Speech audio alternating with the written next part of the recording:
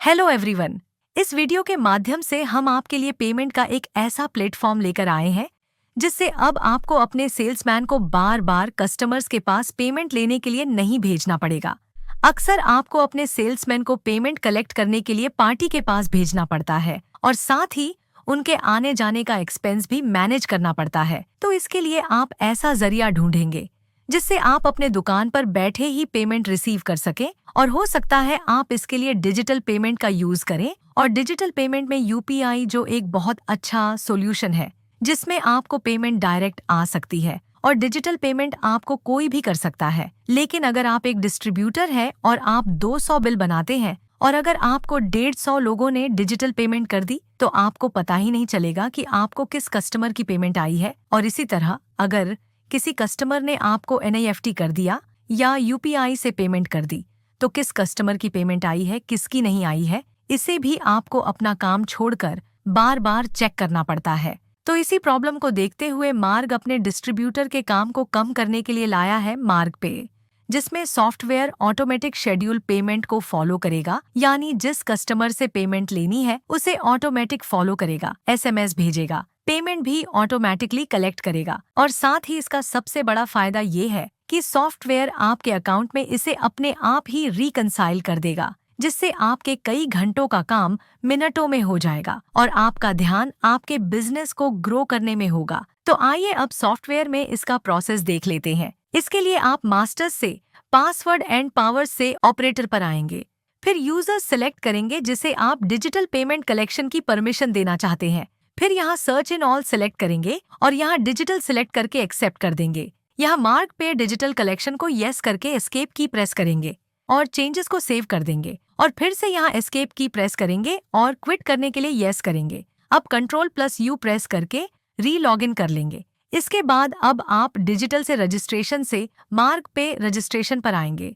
तो इस तरह से डिजिटल कलेक्शन की विंडो ओपन होगी और यहाँ आप बैंक चार्जेस और डिस्काउंट लेजर सेलेक्ट करके सेव कर देंगे। तो इस तरह से मर्चेंट रजिस्ट्रेशन मॉडिफिकेशन की विंडो ओपन होगी और पहले यहाँ देखेंगे कि न्यू यूजर मर्चेंट रजिस्ट्रेशन कैसे करेंगे।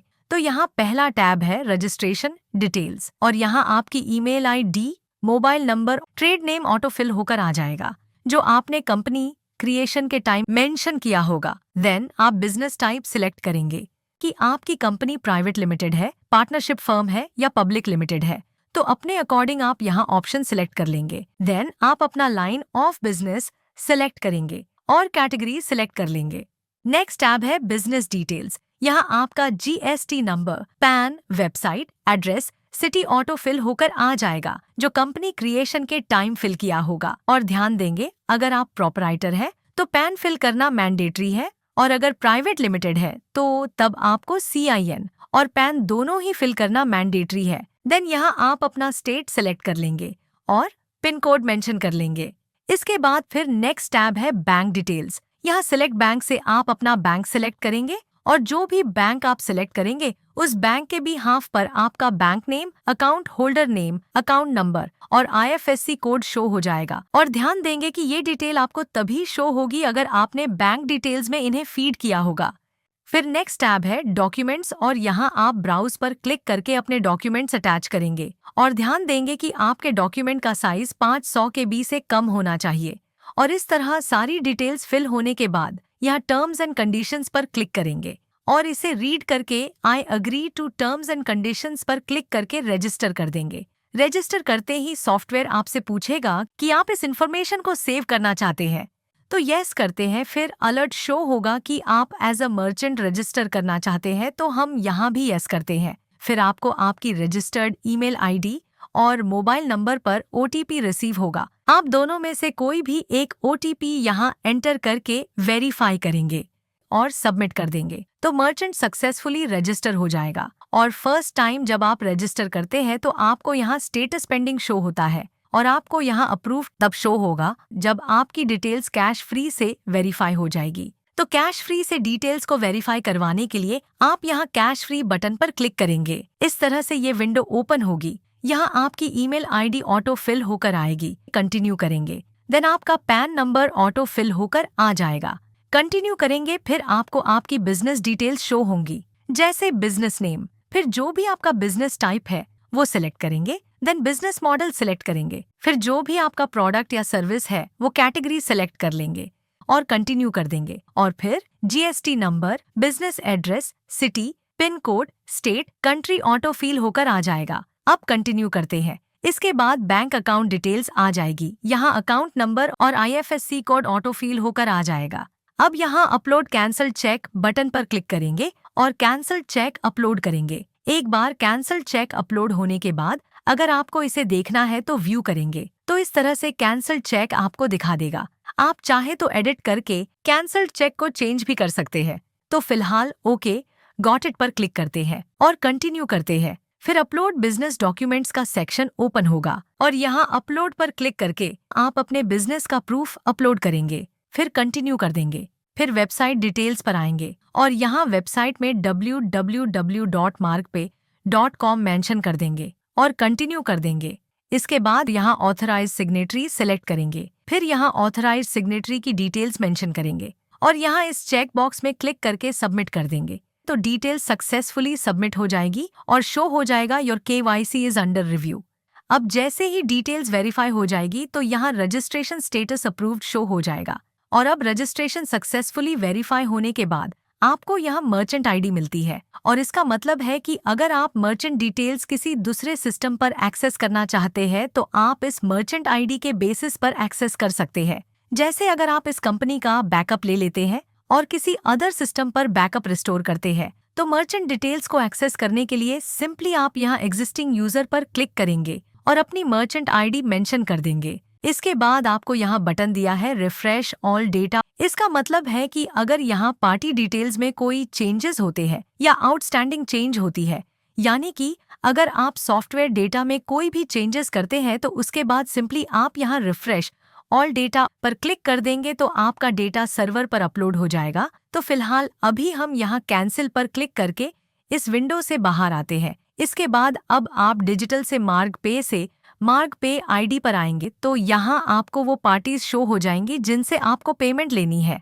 और अब अगर आप यहाँ अपनी सारी पार्टीज में एक साथ उनके मोबाइल नंबर और ईमेल आईडी मेंशन करना चाहते हैं तो सिंपली बल्क अपडेट के लिए यहाँ F11 की प्रेस करेंगे और फिर यहाँ बल्क अपडेट मार्ग पे आईडी टाइप कर देंगे और आप देखेंगे कि एक साथ सभी पार्टीज के सामने उनके मोबाइल नंबर और ईमेल आईडी शो हो गए हैं। और आप यहाँ पर ये ध्यान देंगे जिन पार्टी के लेजर में उनके मोबाइल नंबर और ईमेल आईडी मेंशन्ड है, सॉफ्टवेयर उन्हीं पार्टी के मोबाइल नंबर और ईमेल आईडी यहाँ अपडेट करेगा। तो इस तरह से यहाँ आपको आपके हर कस्टमर का यूनिक आईडी मिल जाएगा और जब कस्टमर इस यूनिक आईडी से पेमेंट करेंगे तो आपको पता चल जाएगा कि आपको किस कस्टमर की पेमेंट रिसीव हुई है। इसके बाद मार्ग ने आपको बिलिंग के टाइम पर प्रोविजन दिया है कि आप बिल जनरेशन के टाइम पर कस्टमर से SMS, QR कोड और ईमेल के थ्रू भी पेमेंट रिसीव कर सकते हैं।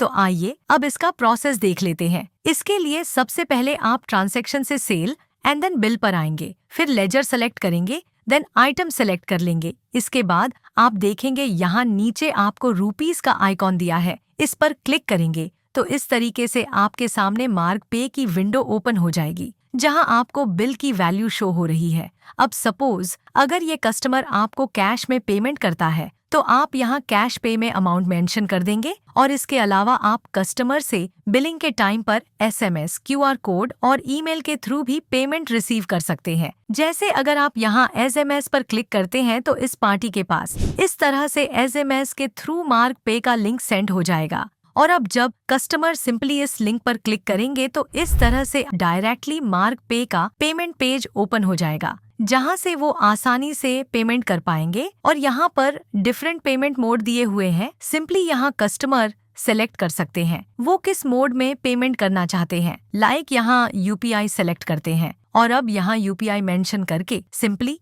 यहाँ से पे नाउ पर क्लिक कर देंगे। जैसे ही पे नाउ पर क्लिक करेंगे और जैसे अगर आपने पेटीएम की UPI मेंशन की है तो आपको पेटीएम पर नोटिफिकेशन रिसीव हो जाएगा कि इतना अमाउंट पे करना है। और इसी तरह आप कस्टमर से QR कोड, ईमेल और बोथ यानी कि SMS और ईमेल के थ्रू भी आसानी से पेमेंट रिसीव कर सकते हैं। इसके बाद आइए अब देखते हैं कि रिटेलर किस तरह डायरेक्टली मार्ग पे पैनल से पेमेंट करेंगे, इसके लिए सबसे पहले हुई रिटेलर www.margpay.com पर आएंगे, लॉग इन करेंगे। अगर रिटेलर फर्स्ट टाइम मार्ग पे पर रजिस्टर कर रहे हैं तो साइन अप पर क्लिक करके रजिस्टर कर लेंगे, और अगर पहले से ही अकाउंट क्रिएट कर चुके हैं तो सिंपली यहाँ अपना ईमेल आईडी और पासवर्ड एंटर करके लॉगिन कर देंगे।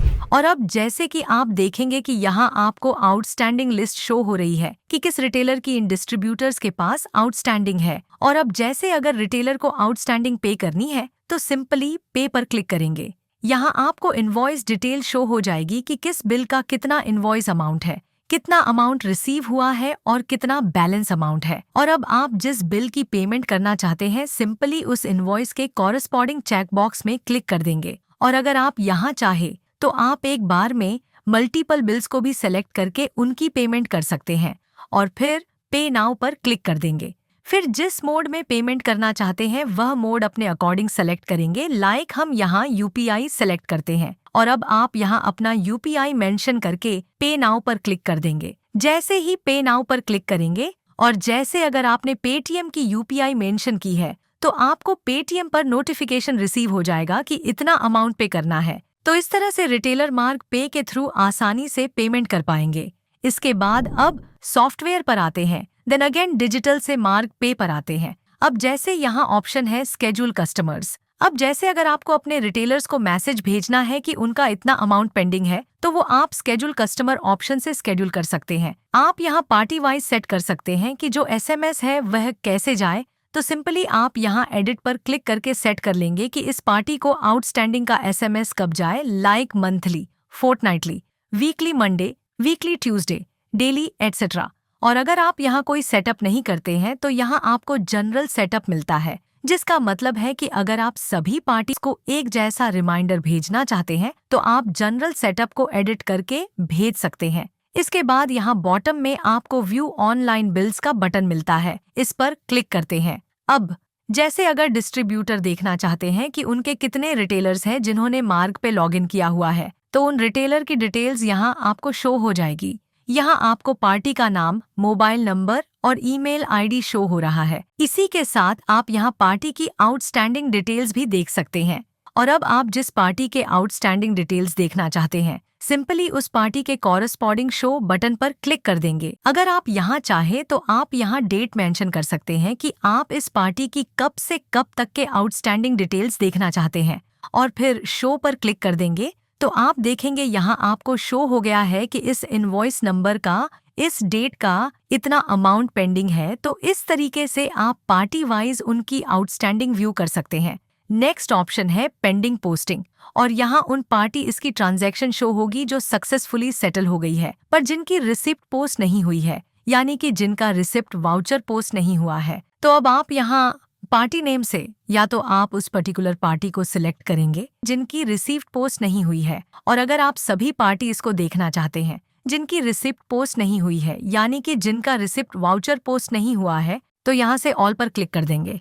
फिर ट्रांजैक्शन डेट मेंशन करेंगे, जिस डेट से जिस डेट तक की पेंडिंग पोस्ट देखना चाहते हैं, और फिर शो पर क्लिक कर देंगे। तो इस तरह से आपको वह पार्टी शो हो जाएगी जिनकी रिसिप्ट पोस्ट नहीं हुई है। और इसी के साथ राइट साइड में आपको पार्टी की transaction ID, transaction amount, transaction date, settlement amount, settlement date, ये सारी डिटेल्स शो हो जाएगी। तो अगर आप इसका रिसिप्ट वाउचर पोस्ट करना चाहते हैं तो सिंपली आप पोस्ट बटन पर क्लिक कर देंगे तो सॉफ्टवेयर ऑटोमेटिकली इसकी रिसीव्ड एंट्री कर देगा और साथ ही आउटस्टैंडिंग अमाउंट के साथ इसे सेटल कर देगा। तो अब देखिए यहाँ पर आपको अलर्ट शो हो गया है कि इसका रिसीप्ट वाउचर सक्सेसफुली पोस्ट हो गया है। और इसके बाद फिर नेक्स्ट ऑप्शन है पेंडिंग सेटलमेंट।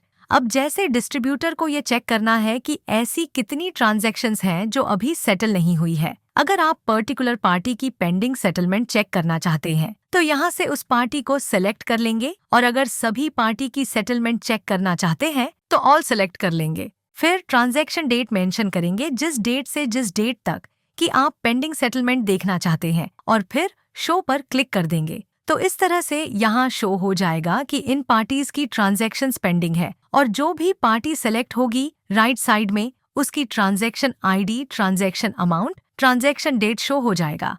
फिर इसके बाद नेक्स्ट ऑप्शन है ट्रांजैक्शन इंक्वायरी, और यहाँ आप पार्टी की ट्रांजैक्शन का स्टेटस चेक कर सकते हैं। अगर सभी पार्टी की ट्रांजैक्शन का स्टेटस देखना चाहते हैं तो ऑल सेलेक्ट कर लेंगे, और अगर किसी पर्टिकुलर पार्टी की ट्रांजैक्शन देखना चाहते हैं तो उस पार्टी को सेलेक्ट कर लेंगे। फिर डेट मेंशन करेंगे कि किस डेट से किस डेट तक की ट्रांजैक्शन इंक्वायरी करना चाहते हैं। देन ट्रांजैक्शन स्टेटस से सिलेक्ट करेंगे कि आप सक्सेस ट्रांजैक्शन का स्टेटस देखना चाहते हैं या फेल का, या फिर ओनली। तो अपने अकॉर्डिंग आप यहाँ ऑप्शन सेलेक्ट कर लेंगे और फिर चेक लॉग पर क्लिक कर देंगे। तो इस तरह से फिर आपको यहाँ ट्रांजैक्शन का स्टेटस शो हो जाएगा। इसके बाद अब नेक्स्ट ऑप्शन है अपडेट सर्वर। अब जैसे आपने बिल बनाया या आउटस्टैंडिंग में कोई चेंज किया, और अगर उसका इफेक्ट रिटेलर की आउटस्टैंडिंग पे आ रहा है कि उसकी बिल की वैल्यू कम हो गई है या बढ़ गई है, तो जब आप अपडेट सर्वर पर क्लिक करते हैं तो जितनी भी आउटस्टैंडिंग होगी वो रिटेलर के मार्क पे पैनल पर अपडेट हो जाएगी, यानी कि उसे शो हो जाएगी। तो इस तरह आपने देखा कि मार्क पे से कितनी आसानी से रिटेलर्स अपने डिस्ट्रीब्यूटर्स को पेमेंट कर सकते हैं, और डिस्ट्रीब्यूटर के लिए भी ये जानना आसान हो गया कि कौन सी पेमेंट किस पार्टी से आई है। Thanks for watching.